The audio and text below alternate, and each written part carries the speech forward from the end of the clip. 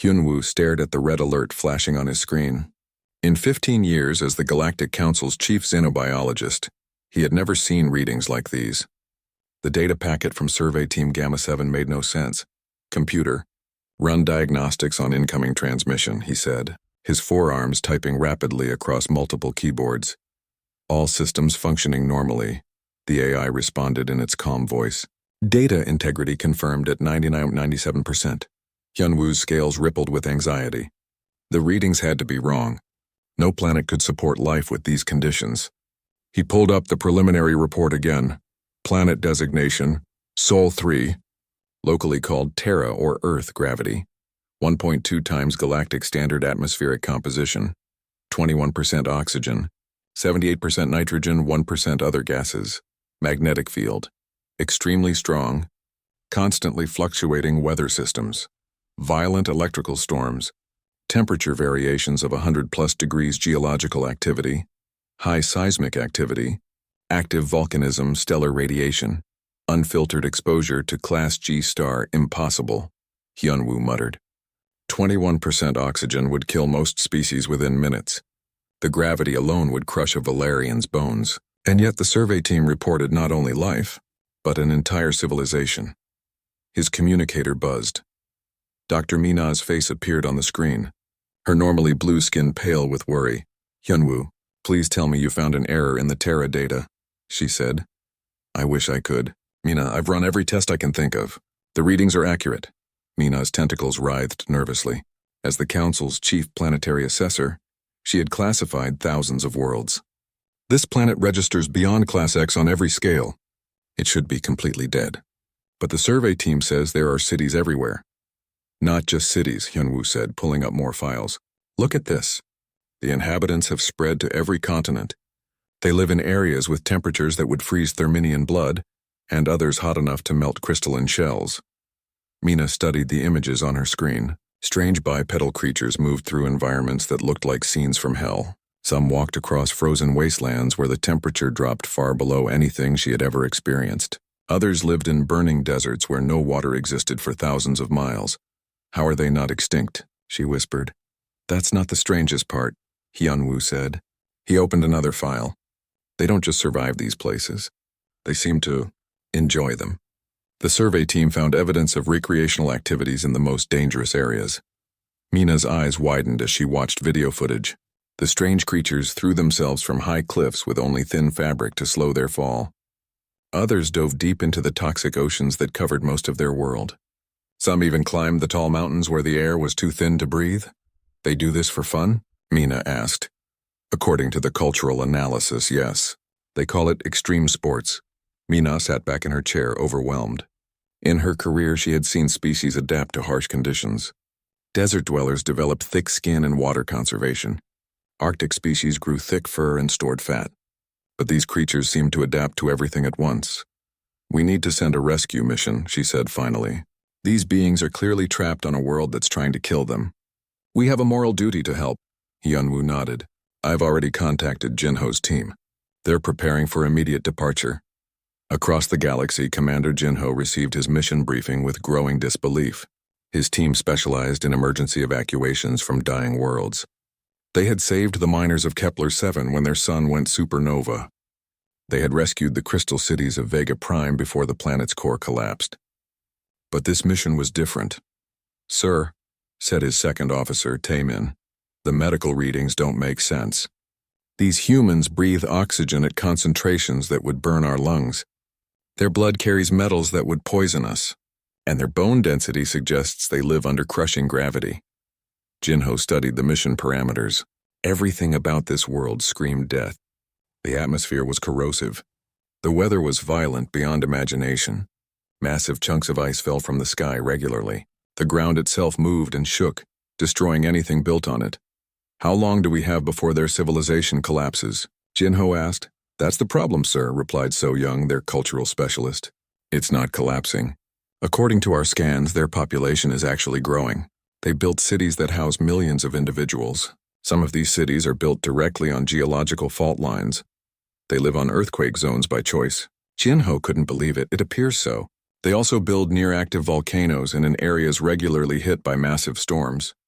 Jinho shook his head. These humans were either the bravest species in the galaxy or completely insane. Either way, they needed help. "Prepare the rescue ships," he ordered. "We'll evacuate as many as we can carry. Start with the youngest ones. They might adapt better to normal planetary conditions." His team worked quickly to prepare their vessels. The rescue ships were equipped with atmospheric processors to create safe environments for hundreds of different species. They carried enough supplies to feed and house thousands of refugees until suitable worlds could be found. As they approached the edge of human space, Jinho felt proud of their mission. The Galactic Council existed to protect all life in the galaxy. These poor humans had somehow survived on a world that should have killed them long ago. Soon they would be safe on peaceful garden worlds where they could live without fear. He had no idea that he was about to encounter a species that didn't fear their deadly world. He was about to meet humans who had turned survival into an art form, and danger into entertainment. Jinho and his team were prepared for many things, but they were not prepared for a species that had looked at the most hostile planet in known space and decided to call it home. The rescue mission was about to become something else entirely. It was about to become first contact with a species that would change how the galaxy understood life itself. Jinho's ship moved toward Earth, carrying hope for salvation, to a species that had already saved themselves by becoming something the galaxy had never seen before. They were 3 days away from learning that some species don't need to be rescued. Some species do the rescuing. Jinho's rescue fleet emerged from hyperspace expecting to find a world in chaos. Instead, they found something impossible. Cities sparkled across every continent like jewels scattered on black cloth. Lights moved in patterns that suggested organized transportation. Radio signals filled the communication channels with what sounded like entertainment broadcasts. "Commander," said his navigator, Wonsik, "I'm detecting massive structures on the surface. Some of them reach into the upper atmosphere." "Evacuation towers?" Jinho asked hopefully. "No, sir. They appear to be recreational facilities. The humans seem to launch themselves from these towers using primitive flying machines." Jinho rubbed his temples. Nothing about this world made sense. He opened a channel to his cultural specialist. "So Young, report." So Young's voice came through the speakers, filled with confusion. "Sir, I've been monitoring their communications for the past hour. These humans aren't trying to escape their world. They're celebrating it." "Celebrating?" "They have something called weather reports where they warn each other about dangerous storms. But instead of seeking shelter, many of them go outside to watch. They call it storm chasing." Taemin, their medical officer, interrupted from his station. "Commander, I've completed biological scans of the population centers. These readings can't be correct, and what do you mean?" "Sir, humans appear to voluntarily consume substances that would kill most galactic species. Their favorite beverages include ethanol, caffeine, and something called capsaicin that registers as a chemical weapon on our sensors." Jinho felt his confidence slipping. "Are you saying they poison themselves for pleasure?" "It appears so, sir. I'm also detecting elevated adrenaline levels throughout the population, but no signs of distress. They seem to actively seek out situations that trigger their fight-or-flight responses." "For fun?" "Yes, sir. For fun." Jinho ordered his ships to maintain a safe distance while they gathered more information. What he learned over the next few hours challenged everything he thought he knew about survival. Humans had built cities in places where no sane species would even land. They had a settlement called New Orleans built below sea level in a swamp. Another city called San Francisco sat directly on top of massive earthquake fault lines. A place called Tokyo housed millions of people despite being regularly shaken by seismic activity that would evacuate any other world. "Look at this," So Young called from her station. She put video footage on the main screen. "I intercepted some of their entertainment broadcasts." The screen showed humans throwing themselves from perfectly good aircraft with only thin fabric to slow their fall. Others descended into underwater caves where they could barely breathe. Some deliberately climbed mountains so tall that the air became too thin for most life forms. "They do this for entertainment?" Jinho asked. "They have an entire industry built around it. They call it extreme sports and they pay money to participate." Taemin added more disturbing information. "I've analyzed their urban planning. They build homes in areas regularly hit by rotating windstorms called tornadoes. They construct beaches where massive walls of water called tsunamis can strike without warning. They even live near volcanoes that could explode at any moment. Maybe they don't understand the danger, suggested Wansik. So Young shook her head. They understand perfectly. They have detailed scientific knowledge of every threat on their world. They study them, predict them, and then build their lives around them anyway. Jinho watched more footage of human activities. Children played in water that fell from the sky in quantities that would flood most civilized worlds. Adults exposed their skin to direct stellar radiation and called it tanning. Entire families traveled to places called beaches where they voluntarily entered the toxic oceans that covered their planet, sir. Taemin said quietly. I need to show you something else. I've been analyzing their biological data. More poison consumption? No, sir, their physical capabilities. Humans can function in temperature ranges that span nearly 200 degrees. They can survive in atmospheric pressures from sea level to altitudes that would kill most species. Their bones are dense enough to withstand impacts that would shatter crystalline exoskeletons. Jinho studied the medical data. Human bones could break and heal themselves stronger than before. Their immune systems treated their own planet like a hostile environment and had adapted to fight thousands of different threats simultaneously. Their brains could process danger signals and respond in fractions of a second. They're not trapped on a Deathworld, Jinho realized. They've turned themselves into Deathworld predators. The revelation hit his crew like a physical blow. They had come to rescue a species in distress. Instead, they had found a species that had looked at the most hostile environment in known space and decided to master it completely. Commander, So Young said, her voice barely above a whisper, I've found something else. Humans don't just live on this world. They're actively changing it. What do you mean? They've redirected rivers, leveled mountains, and created artificial islands. They've taken a hostile planet and somehow made it work for them. But that's not the strangest part. There's more. Sir, they're not satisfied with just surviving here. They're building machines to take them to other worlds. They want to spread out across the galaxy. Jinho felt a chill run through his scales. A species that considered this nightmare world home was planning to explore the galaxy. What would they think of garden worlds? What would they do to planets that couldn't fight back? Sir, Wansik called from his station. We're receiving a transmission from the surface. They know we're here. The main screen flickered and showed a human face. The creature looked directly at them with eyes that showed no fear, only curiosity.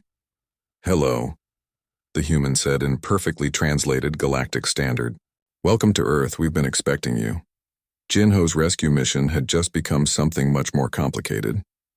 They had come to save humans from their world. Now he was beginning to wonder who was going to save the galaxy from humans. The emergency session of the Galactic Council had been called within hours of receiving Jinho's first report. Yejin, the chief taxonomist, stood before the assembled representatives with a problem that had never existed in galactic history. Honored delegates, she began, her voice steady despite her inner turmoil. We face a classification crisis that threatens the foundation of our understanding of life itself. The council chamber buzzed with nervous energy. Representatives from over 400 species filled the vast space, all of them struggling to process the reports from Earth. Yejin activated the main display. For 3,000 years, our classification system has successfully categorized every form of life we have encountered. Class A species inhabit garden worlds with ideal conditions. Class B species adapt to mild environmental challenges. Class X species barely survive on the most hostile worlds known to galactic science.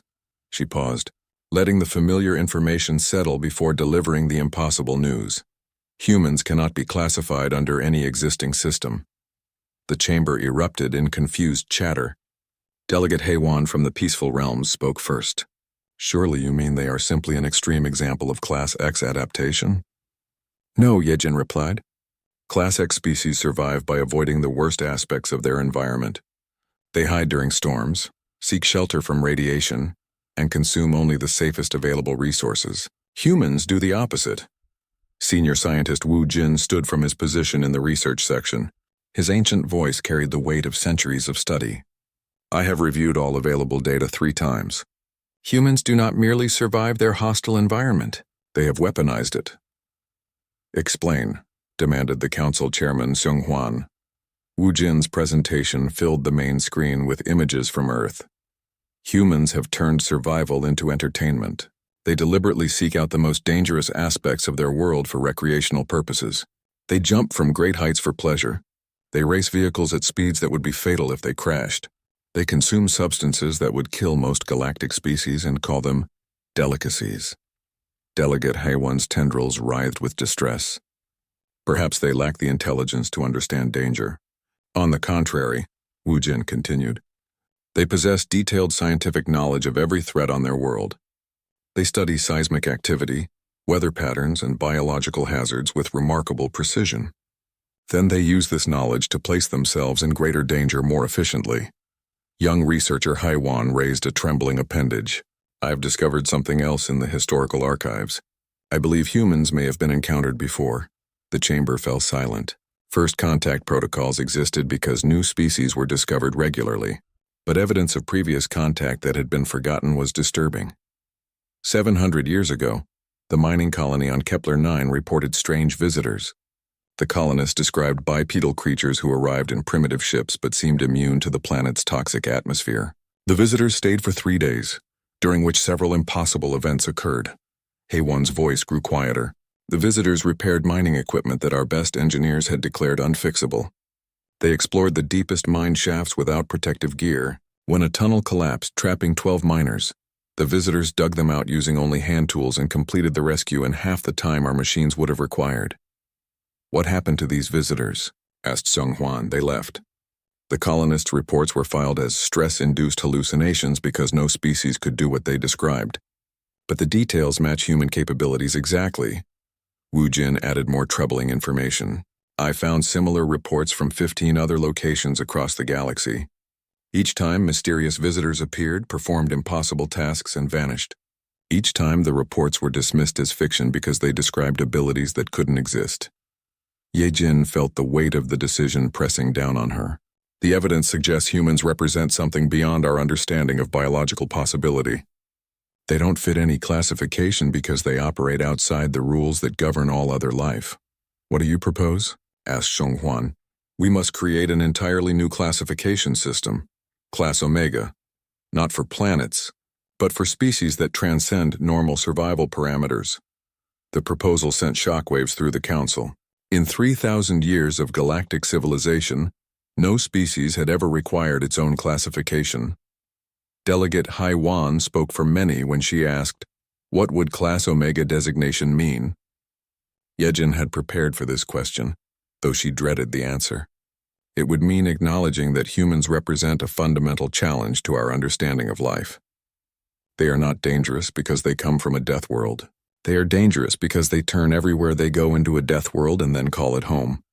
The implications hung heavy in the chamber. If humans could thrive in conditions that would kill most galactic species, what would they do to peaceful garden worlds? Would they find paradise boring? Would they try to make it more dangerous? Senior scientist Wu Jin added the final piece of disturbing evidence. According to Jin Ho's latest reports, humans are not content to remain on their world. They have active space programs. They are building ships capable of interstellar travel. They want to explore the galaxy. The silence that followed was deafening. Every delegate understood the implications. A species that considered Earth a suitable home was planning to visit their worlds. We need new protocols, Sung Hwan said finally. If humans are planning to leave their world, we need to be prepared. What kind of protocols? Asked Delegate Haiwan. Ye Jin had spent the last day developing preliminary guidelines. First, no military engagement under any circumstances. Our weapons are designed to work against rational species that value self-preservation. Humans appear to treat danger as entertainment. Second, diplomatic contact only in controlled environments. We cannot risk allowing humans onto garden worlds where they might accidentally demonstrate their capabilities to our populations. Third, a permanent buffer zone around human space. Not to contain them, but to give the rest of the galaxy time to prepare for what's coming. The vote was unanimous. For the first time in galactic history, a species would be given its own classification level, Class Omega, reserved for species that operate outside normal biological parameters and pose an existential challenge to galactic understanding of life itself. As the council session ended, Yejin remained at her station, staring at the classification documents. Somewhere in the back of her mind, she wondered if they were making a terrible mistake. They were classifying humans as dangerous based on their incredible survival abilities. But what if survival wasn't the scary part? What if the truly terrifying thing about humans was that they were just getting started? Nexus Prime had been the crown jewel of galactic civilization for over 1,000 years. The massive space station orbited a perfect star in the heart of Council space, representing everything the galaxy had achieved through cooperation and careful planning. Its controlled environment supported life from 400 different worlds in perfect harmony. Administrator Dongwu took pride in maintaining this miracle of engineering. Every atmospheric mixture was precisely calibrated. Every gravity field was perfectly balanced. Every safety system had 3 backup systems. Nothing dangerous had ever happened on Nexus Prime. That was about to change. The human delegation arrived in a ship that made Dongwu's technical staff nervous. It looked like it had been built by someone who understood engineering but didn't care about galactic safety standards. Sharp edges everywhere, no redundant life support systems. A hull that appeared to be held together with some kind of metal bonding technique that should have failed under hyperspace stress. "How is that thing still flying?" asked Chief Engineer Minho. "I don't know," Dongwu replied, watching the human ship dock with their most heavily shielded airlock. "But they crossed 3 star systems in it, so apparently it works." Ambassador Sunho emerged from the ship first, followed by Dr. Yunji and their small delegation. They moved with an easy confidence that made Dongwu uncomfortable. Most species visiting Nexus Prime showed some nervousness. The humans looked around like they were visiting a pleasant park. "Welcome to Nexus Prime," Dongwu said, activating the universal translator. "We've prepared special accommodations for your comfort and safety." "Thank you," Sunho replied. "We're excited to see what you've built here. It's quite impressive." What happened next would be discussed in academic circles for generations. The first incident occurred when the delegation was being shown the engineering section. Kyung-soo, identified as a human engineer, noticed that one of the quantum reactors was running inefficiently. "That resonance pattern doesn't sound right," he said, stopping in front of the massive machine. Chief Engineer Minho looked insulted. "That reactor has run perfectly for 50 years. It's maintained by our best technicians using the most advanced diagnostic equipment in the galaxy." Kyung-soo listened to the machine's hum for a moment, then did something that made Minho's scales turn pale with terror. He opened an access panel that was supposed to be locked with quantum encryption. "Please don't touch that," Minho whispered. "If you disrupt the quantum field alignment, the reactor could—" Kyung-soo hit the machine with his fist. The reactor's efficiency immediately improved by 15%. "There," Kyung-soo said cheerfully. "The quantum matrix was slightly out of phase. Sometimes the direct approach works best." Minho fainted. The second incident happened in the biological research labs. Dr. Yunji expressed interest in seeing their most advanced specimens, so they brought her to the high-security containment area. "These are the most dangerous organisms we've ever encountered," explained Dr. Subin, the station's chief biologist. "This creature from Vega 7 produces toxins that can kill most known life forms. This one from the Andromeda sector has acids for blood. And this one, oh, how cute," Dr. Yunji interrupted, looking at a creature that resembled a cross between a spider and a nightmare. "Can I hold it?" Absolutely not. Dr. Subin gasped. "That organism's bite contains enough venom to kill a Therminian battle cruiser." Dr. Yunji was already opening the containment field. The creature crawled onto her hand and seemed to purr.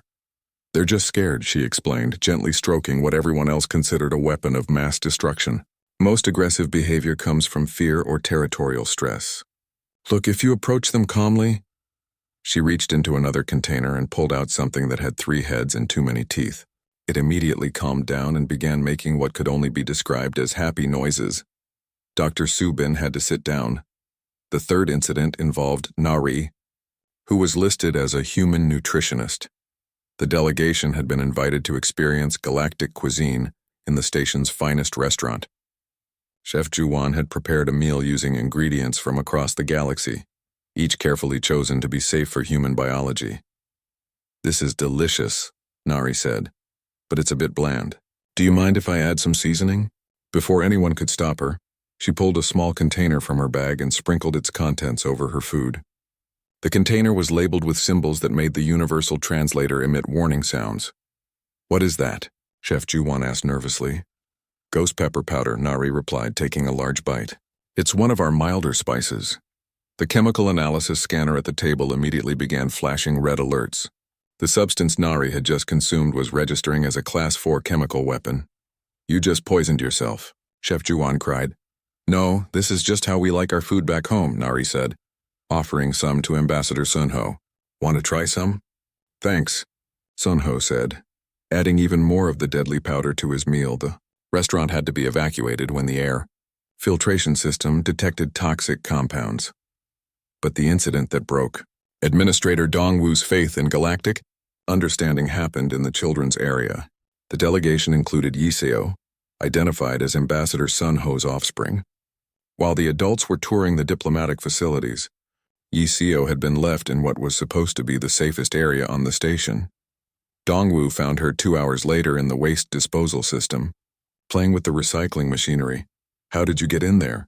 He asked, his voice filled with horror. I followed the shiny tubes, Yiseo said happily. This place is like a giant playground. The waste disposal system operated at pressures and temperatures that would instantly kill most adult life forms. The machinery was designed to break down the toughest materials in the galaxy. Yiseo was treating it like entertainment equipment. Are you hurt? Dongwu asked. No, I'm having fun.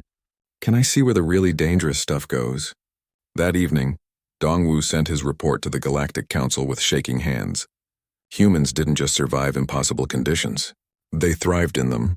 They turned the galaxy's most advanced technology into toys and its most dangerous creatures into pets. But the worst part was yet to come. As the human delegation prepared to leave, Ambassador Sunho made a casual comment that would haunt Dongwu's dreams. Thank you for the tour, Sunho said. This place is nice, but it's a bit too safe for our taste. We prefer places with a little more excitement. Dongwu realized with growing horror that humans hadn't been impressed by the pinnacle of galactic civilization. They had found it boring. The galaxy's greatest achievement was too peaceful for a species that called Earth home. What did that say about the rest of the galaxy's chances when humans started exploring? The emergency session of the Galactic Council convened 3 days after the human delegation left Nexus Prime. Chairman Seung Hwan called for order, but the chamber buzzed with nervous energy. Representatives whispered in dozens of languages, all discussing the same impossible reports. Honored delegates, Seung Hwan began, we are here to address what may be the most significant development in galactic history. The reports from Nexus Prime have been verified by multiple sources. The footage has been analyzed by our best scientists. We can no longer deny what we are facing.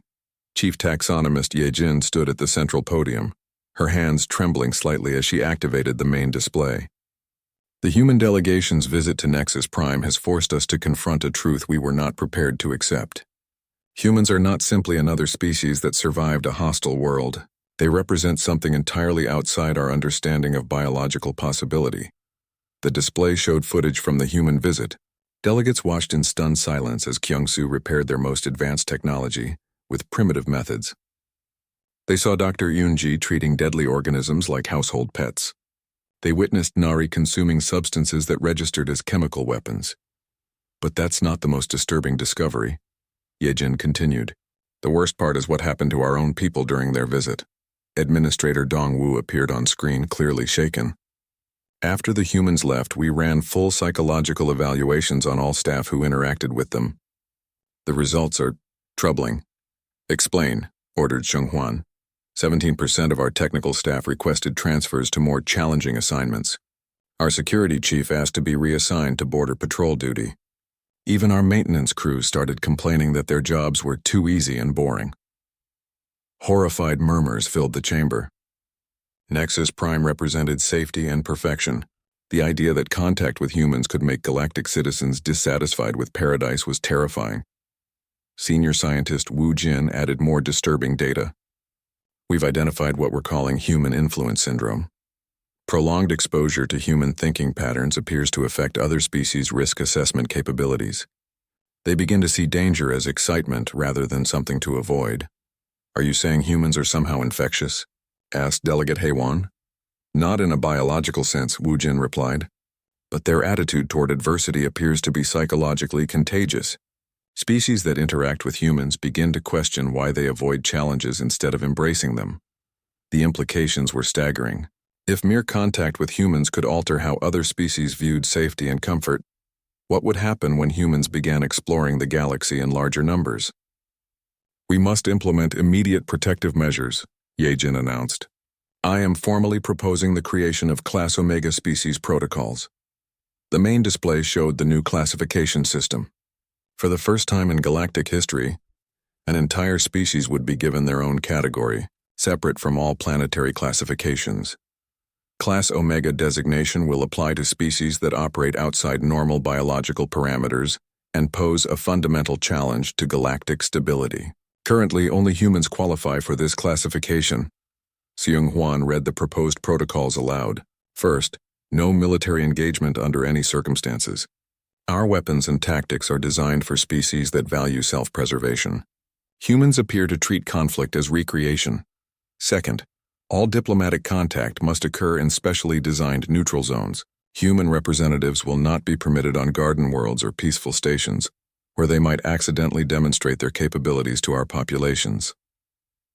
Third, trade agreements will be handled exclusively through automated systems to minimize direct contact between human merchants and galactic citizens. Fourth, a permanent quarantine zone will be established around human space. This zone will serve as a buffer between human territory and the rest of galactic civilization. Delegate Haiwan raised a concern. This quarantine zone, is it to keep humans contained? Yejin shook her head grimly. No, it's to keep everyone else safely out. The vote was unanimous, but it came with a heavy heart. Never before had the galaxy been forced to acknowledge that a species was too dangerous to interact with normally. Not because they were hostile, but because they were incomprehensibly competent. As the formal documentation was prepared, young researcher Minseo was tasked with updating the galactic species database. She stared at her screen for hours, trying to find words to describe humans that would adequately warn future generations. Finally, she wrote species, Homo sapiens, humans. Classification, Class Omega Homeworld, Sol 3, Earth. Beyond standard planetary classification. Threat level, existential warning. Humans are not dangerous because they come from a death world. Humans are dangerous because they turn everywhere they go into a death world and then they call it home. She paused, then added a personal note that would become galactic legend. Note for future researchers. Do not attempt to understand human logic. Do not try to predict human behavior. Do not assume that because something would kill you, it would even slow down a human. Most importantly, do not mistake their friendliness for harmlessness. Humans treat the impossible as a minor inconvenience and the deadly as entertainment. Approach with extreme caution, unlimited respect, and the understanding that everything you know about survival is wrong.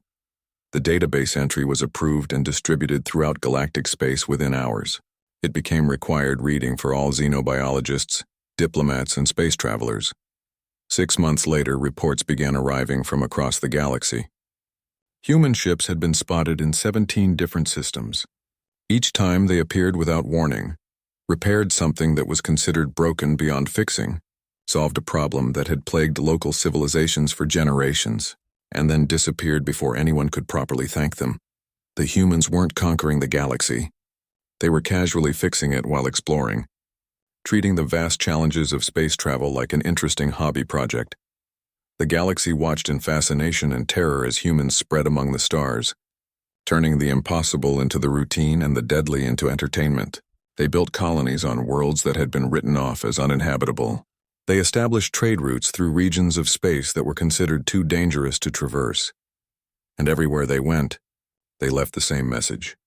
If you think this is dangerous, you should see where we come from. The galaxy had created a new classification just for humans, but Minseo suspected it wouldn't be enough. Humans weren't content to be classified and filed away safely. They were explorers, problem solvers, and adventurers who treated the universe as their personal playground. The galaxy would have to learn to adapt to humans, not the other way around. After all, humans had already proven they could adapt to anything. The question now was whether the rest of the galaxy could adapt to humans. Minseo closed her files and looked out at the stars, wondering what impossible thing humans would do next. Whatever it was, she was certain it would require updating the database again. The galaxy had tried to contain the uncontainable, Now it would have to learn to live with the consequences of making contact with a species that had looked at a death world and decided to make it better.